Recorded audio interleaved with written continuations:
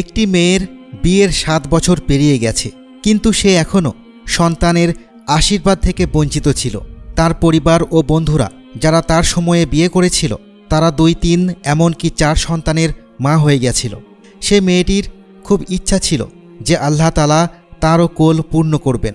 সে কাউকে কিছু বলতো না, কিন্তু মনে মনে আল্লাহর কাছে দোয়া করত। বলতো, হে আল্লাহ, আমাকে এই খুশি দেখিয়ে দাও। তার সব বন্ধু এমনকি শ্বশুরবাড়ির সব মেয়েদেরও সন্তান ছিল, কিন্তু এই মেয়েটিকে শ্বশুরবাড়ির লোকেদের নীরব দৃষ্টি ও প্রশ্নের মুখোমুখি হতে হতো। নিজের শূন্য কোলের কারণে সে সবসময় দুঃখিত ও হতাশ থাকত। সাহস করে সে নিজের চেক আপ করায়, কিন্তু রিপোর্ট দেখে সে আরও বেশি কষ্ট পায়। ডাক্তাররা প্রায় আশাহীন বলে জানান, যেটা তাকে আরও বেশি দুঃখী করে তোলে। তবে তার মনে একটা আশা ছিল যে আল্লাহ তাআলা চাইলে কিছুই অসম্ভব নয়। ডাক্তারদের কথা সে কখনো মেনে নিতে পারেনি, কারণ তারা তাদের অনুমান ও অভিজ্ঞতার ভিত্তিতে কথা বলে, কিন্তু প্রকৃত সিদ্ধান্ত তো আল্লাহর হাতে। মেয়েটির মন খুব খারাপ হলে সে লুকিয়ে লুকিয়ে তার ঘরে গিয়ে কান্না করত। কেউ তার কষ্ট বুঝতে পারেনি যে সন্তান না থাকার কারণে সে কতটা যন্ত্রণা ও দুর্ভোগের মধ্যে আছে।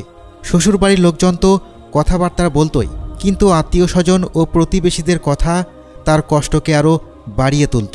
তার শাশুড়ি এমন কিছু কথা বলতেন যা শুনে তার মনে হতো সে যেন মরে যায় বা সবার কাছ থেকে দূরে চলে যায়, কারণ তাদের কথাগুলো দিনে দিনে বেড়েই চলছিল।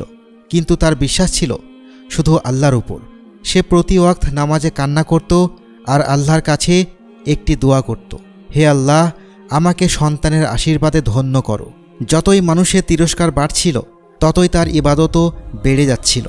সে কেবল আল্লাহর রহমতের অপেক্ষায় ছিল যে কখন তার দোয়া কবুল হবে। সময়ের সাথে সাথে যখন তার দেওরানির 4র্থ সন্তান জন্ম নিল, তখন তার শাশুড়ির তিরস্কার আরও তীব্র হয়ে উঠল। তার শাশুড়ি বলেন, তুমি তো বন্ধ্যা, আমার ছেলে বংশধরহীন থাকবে। আমার ছেলের কি দোষ যে এমন এক বন্ধ্যা তার কপালে জুটেছে? একদিন সে দেওরের শিশুকে কোলে নিয়ে আদর করছিল। হঠাৎ তার মন এমন ভেঙে পড়ল যে সে শিশুটিকে শুইয়ে দিয়ে নিজের ঘরে চলে গেল। সেখানে এমনভাবে কাঁদল যে বাড়ির সবাই জড়ো হয়ে গেল। কেউ তার মনের অবস্থা বুঝতে পারল না এবং ভাবল সে দেওরের সন্তানের প্রতি হিংসা করে। কিন্তু কে তাদের বোঝাবে যে আল্লাহ তাকে এমন মন দেননি যে সে কারো প্রতি হিংসা করবে। সেই মেয়েটির স্বামীই একমাত্র ব্যক্তি ছিল যে কখনো তাকে তিরস্কার করেনি।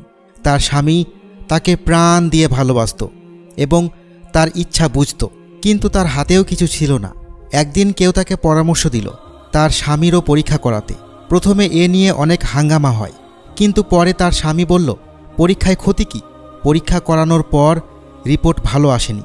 তারপর বাড়িতে এক ধরনের ঝড় উঠল। সবাই বলতে লাগলো, এখন এই মেয়েটাকে ছেড়ে দাও, আমরা তোমার দ্বিতীয় বিয়ে করাবো। কিন্তু তার স্বামী কোনোভাবেই তাকে তালাক দিতে রাজি হলো না। তার স্বামী বলল, আল্লাহ চাইলে আমাদের সন্তান হবে, আর যদি আল্লাহর মঞ্জুর না হয় তাহলে আমরা তার উপরই সন্তুষ্ট থাকব। মেয়েটি তার স্বামীকে বলেছিল, আপনি দ্বিতীয় বিয়ে করে নিন, কিন্তু স্বামী তাকে এতটাই ভালোবাসত যে কোনোভাবেই রাজি হলো না।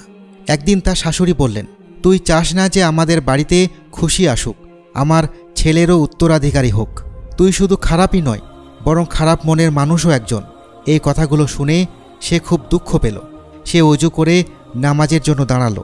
দোয়া করার সময় তার এমন এক অবস্থা হলো যে কিছু বলতেই পারছিল না। শুধু সেজদায় পড়ে আল্লাহর কাছে কেঁদে কেঁদে বলল, হে আল্লাহ, যদি তুমি আমাকে নিঃসন্তান রাখতে চাও তবে আমাকে এই পৃথিবীতে নারী রূপে পাঠালেই বা কেন? নারী তো পূর্ণ হয় সন্তানেই। সে আল্লাহর কাছে আরও অনেক দোয়া করল। তারপর ঘটল সেই অপ্রত্যাশিত ঘটনা। কয়েক সপ্তাহ পর ডাক্তার তার রিপোর্ট দেখে অবাক হয়ে গেলেন। তাকে জানানো হলো যে সে মা হতে চলেছে। এটি শুনে সে হাসপাতালের মেঝেতে সিজদায় পড়ে আল্লাহর প্রতি কৃতজ্ঞতা প্রকাশ করল। প্রিয় বন্ধুরা, এই ঘটনার সারমর্ম হল কখনোই হতাশ হওয়া উচিত নয়। আল্লাহ যা চান তাই করেন এবং তিনি সর্বশক্তিমান, আর দুয়ার মাধ্যমে ভাগ্য পর্যন্ত পরিবর্তন হয়ে যায়।